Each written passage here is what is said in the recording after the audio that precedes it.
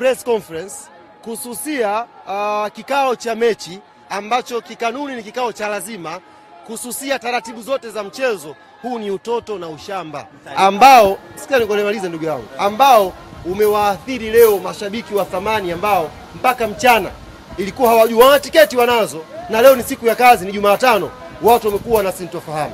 Kwa mimi kwa niaba ya klabu yetu ya Yanga, kwanza nitumie fursa hii kuwaomba radhi mashabiki wote ambao walikata tiketi leo na wakakosa fursa ya kuja Benjamin Mkapa kwa sababu ya utoto na ushamba ambao umefanywa na Simba.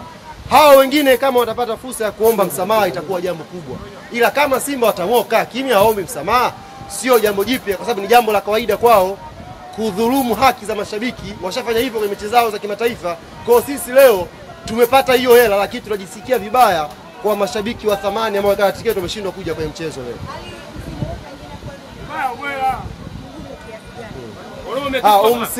Msimu ulikuwa mgumu sana. Msimu ulikuwa mgumu sana, ulikuwa msimu mzito, ulikuwa msimu wa pambano kweli kweli. Yalifanywa mengi kuhakikisha Yanga anashindwa kutetea ubingwa wake. Lakini Mwenyezi Mungu mkubwa, na sisi tulifanya zaidi ya pale tuweze kutetea ubingwa wetu. Hizi pointi ambazo wamefikisha Simba msimu huu, ingekuwa ni msimu uliopita angekuwa bingwa yeye. Ndio maana yake sisi tulipandisha ubora wa pointi zokuwa nazo la season, tukaongeza ubora, tukapata pointi zaidi. Kwa hiyo msimu huu ulikuwa mgumu kweli. Msimu huu nimekaa mpaka maabusu kwa ajili ya Yanga. Sio rahisi. Unaelewa? Haikuwa rahisi msimu huu sisi kuvaa medali. Kwa hiyo tumshukuru Mwenyezi Mungu, na wana Yanga wote niwapongeze sana, na sasa niwaambie bila kujalisha mtakuwa wapi, lakini nawaomba sana tuvuke maji tuendeni Zanzibar.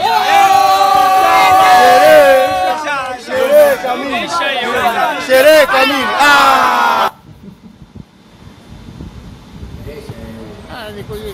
Mashindano yanapoisha ndio yanapoanza mengine. Kwa inshallah mwakani tutajitahidi ili tuweze tukafanya vizuri.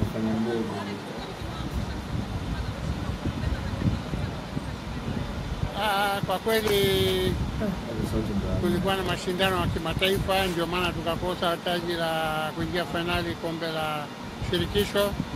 Lakini leo Yanga wamecheza vizuri, kwa hiyo wanastahili kupata ushindi. Unaona ubora msimu huu pengine umeamuliwa na matokeo ya usajili? Inawezekana kwamba usajili wetu bado ulikuwa haujakamilika kamili.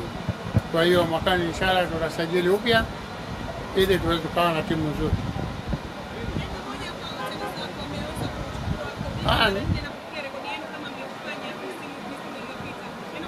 Tunawapa hongera.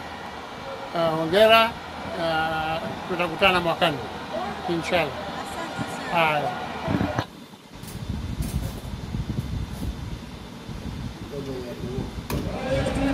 Na tamani kama kila mchezaji anatamani kutumia nchi yake, na sina pressure nao kwa sababu wale ambao wapo wanafanya vizuri sana, alafu ni wachezaji wakubwa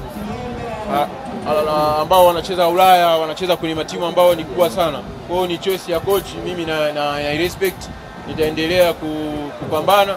Kama siku yangu itafika nitafurahi.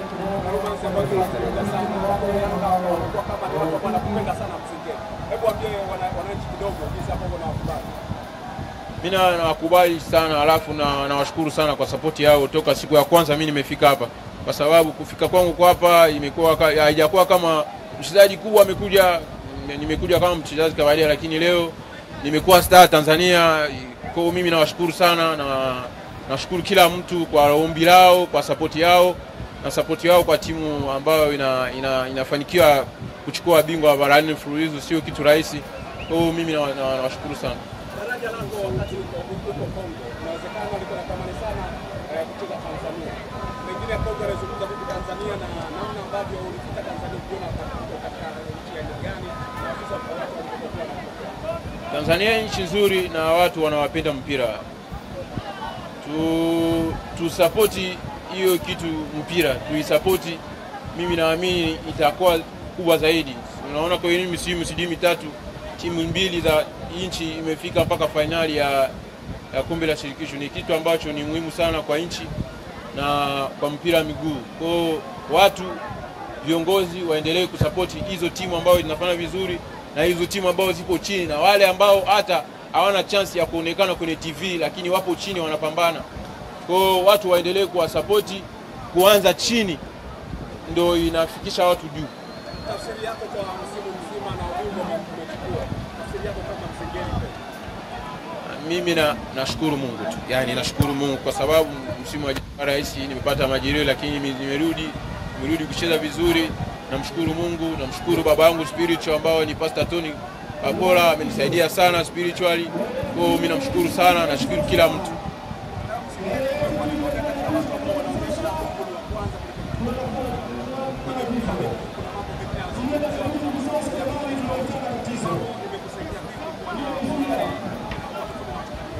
Kuna tafsiri moja inasema kwamba spiritual ni nguvu kuliko physical. Na vitu ambavyo sisi hatuoni kwenye macho ya hivi vina nguvu sana kuliko vitu ambavyo tunaona. Kwa spiritual ni kitu ambacho ni muhimu sana kwangu na mimi nitaendelea kuinua jina la Mungu kwa sababu yeye tu ndio ananisaidia kutoka nimetokea mpaka nifike hapa. Sio rahisi kwa sababu tu watu wengine hawajui historia, watu wanakuja tu kuona mchezaji leo amefikisha hapa, lakini mtu akipigia historia yake kutoka chini mpaka afike hapa sio njia rahisi. Ni ngumu sana. Nikisema kuelezea hapa itachukua muda mrefu, ila nimetoka chini kabisa mpaka nifike hapa. Na pia kuna wengi wapo kuna hiyo njia, lakini wanahitaji tu kukutana na watu wazuri kwenye njia zao, watu ambao wanaweza kusaidia, watu ambao wana moyo nzuri na kusaidia wale ambao wapo chini sana. Kwa sababu kufika juu, yani inabidi toka chini utoke chini ndio utaendelea juu. Sasa unabishana mimi. Sasa unapanda huko kwa nini wakati dada na upande Rufungira hapo? Ndio lazima, si ndio hivyo nimesema spiritual vitu ambavyo sisi hatuoni. Sisi ambao vitu ambavyo sisi hatuoni ni vitu ambavyo inakuweza kusaidia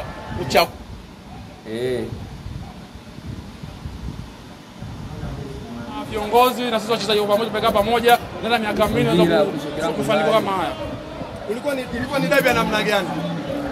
Dabi sio inakuwa ngumu. Ana dabi mbele kwa Kenya pesa sio inakuwa ngumu. Na nadhani watu wameona dabi ilikuwa ngumu, lakini muhimu ni kupata pointi 3 au sio kupata draw, lakini Mwenyezi Mungu amejaliwa kupata pointi 3. Kapteni, dabi ya leo kwa mara ya kwanza itachezwa na marefa kutoka nje. Kuna tofauti wote uliona? Utofauti upo. Nadhani marefa wetu wa Tanzania wajifunza kwa marefa walokuja kutoka nje. Mpira yani wao hata unaangalia kutokea faulu kwa mchezaji wote anaweza kumfuata refa kumlaumu, ni sababu yupo fair na sehemu rafu na kwa rafu sio kwa contact anaacha kwa so rafu, lakini marefa wetu wanasema wajifunze na wameona